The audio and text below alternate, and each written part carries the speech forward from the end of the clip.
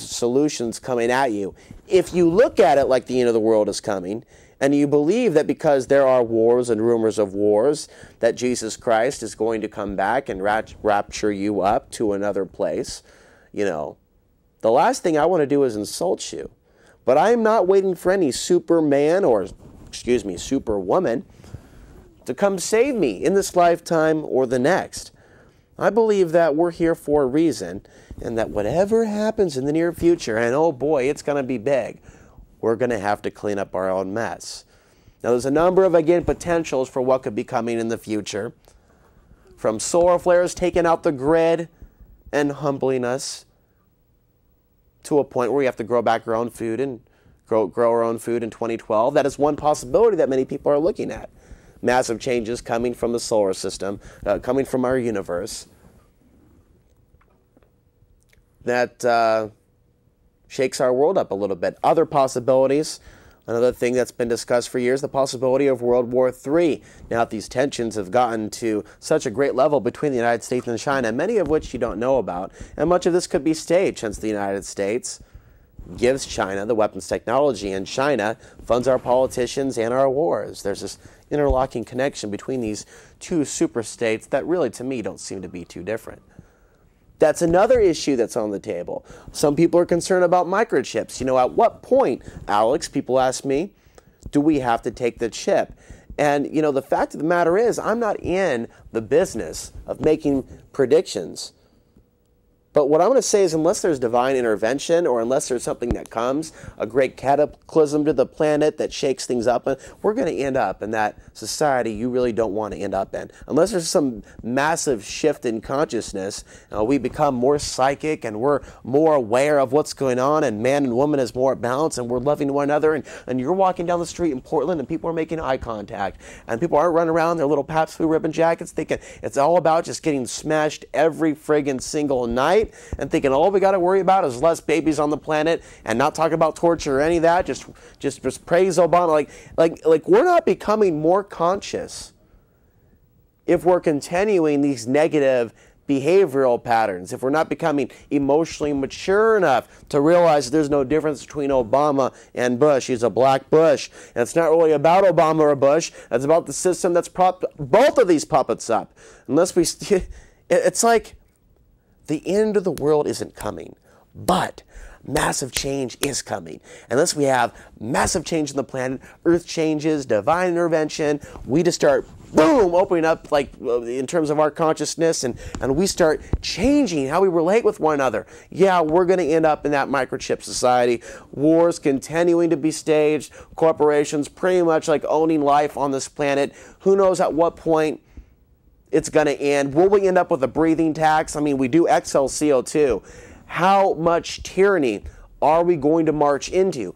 That's the question that people want the answer to. And they want me to give them that answer like no, let's all start to explore the situation that we're in the mind's eye. Take a very close look at what's taking place, the predictive programming, how they're trying to program you that the end is coming, these movies they're showing you, where they're trying to direct your children, the lack of love on the media, the lack of connection, and all of these things that are human. But you see all these things that are really robotic. They don't want you becoming more human. They don't want this loving connection between us all. We know where they want to take us. And so it's your choice to take the knowledge of what they're doing to us and decide whether you're just going to continue and be a spectator, watching outside the box, doing very little activity other than ingesting, eating the food that you're eating, kissing or making love to whoever you're with, changing the channel on this is a time to truly wake up. I don't know how much longer we have this facility. We don't have people going to bat for us.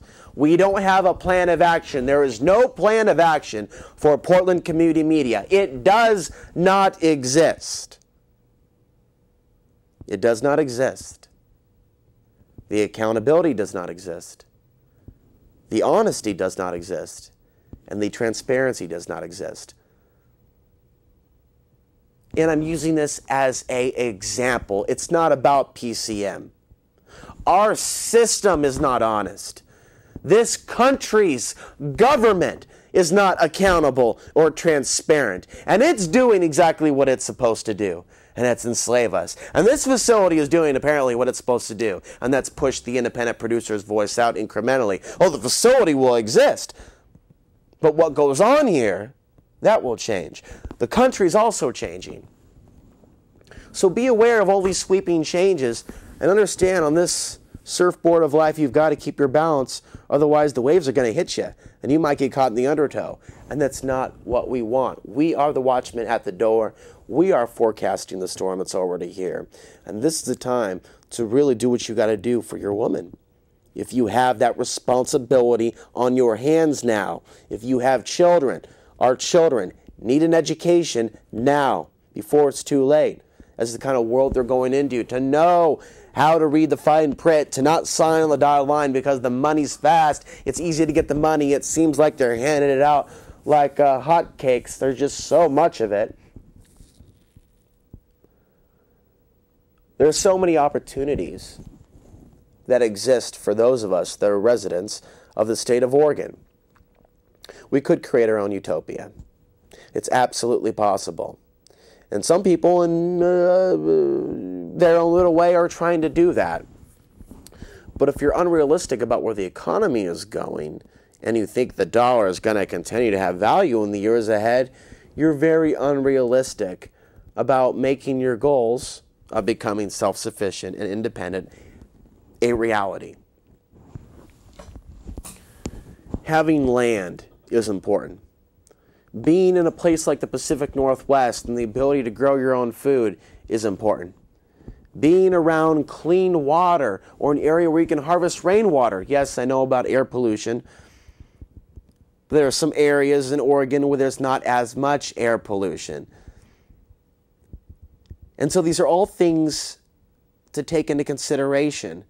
Being away from a dense population zone or having access to a place away from a city like Portland, Oregon, where there might be a lot of starving people in one place at one point in time with not enough food coming in and out. I mean, there's not enough farms around us within close proximity. A lot of stuff gets trucked away from at least 20, 25, 30 and onward miles away from Portland. The farms aren't in Portland. Those community gardens are going to be looted. We don't want to be stuck in a dense population zone.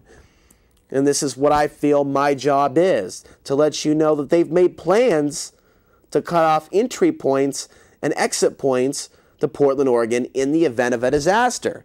That's what Top Off 4 was about. That's why Homeland Security was here. That's why CIA was here. That's why FEMA was here. It's a matter of telling our local police, hey, we're in charge here. You take your orders from us. See, we have a mayor, and his name is Sam Adams. And while so many people choose to debate about, the morality of his sexual conduct, I have my opinions as well. But for a show like this, the real issue is, what does Sam Adams have to say about Potter having truly Top Off 4 forced on him? And although I find him letting them in the city unacceptable, I'm willing to give Mayor Tom Potter the benefit of the doubt. He told Clyde Lewis, who was on the show last week, several years ago, when Clyde interviewed him about Top Off 4, he had told Clyde that it was basically forced on him. But now that Potter's gone and Sam Adams is in the house, the question is, what do you have to say about the exercises now? We haven't seen any big announcements of any big drills like Top Off 4, but we still know there's a presence. We still know there's monitoring and surveillance going on in the skies above us. We all know Big Brother is here. And the fact of the matter is, if he's a progressive, if he stands with the people, if he's for real, he would be talking about some of these issues. Right now, Sam Adams certainly has his plate full. I think that's an understatement. Sam Adams had to deal with a very upset mob, and I don't mean to say that in the negative sense, but they were seeking accountability, again, transparency, and all of these things that we talk about on this show in terms of the shooting of Aaron Campbell, which took place about a month ago. And there was a lot of anger that was expressed by the crowd.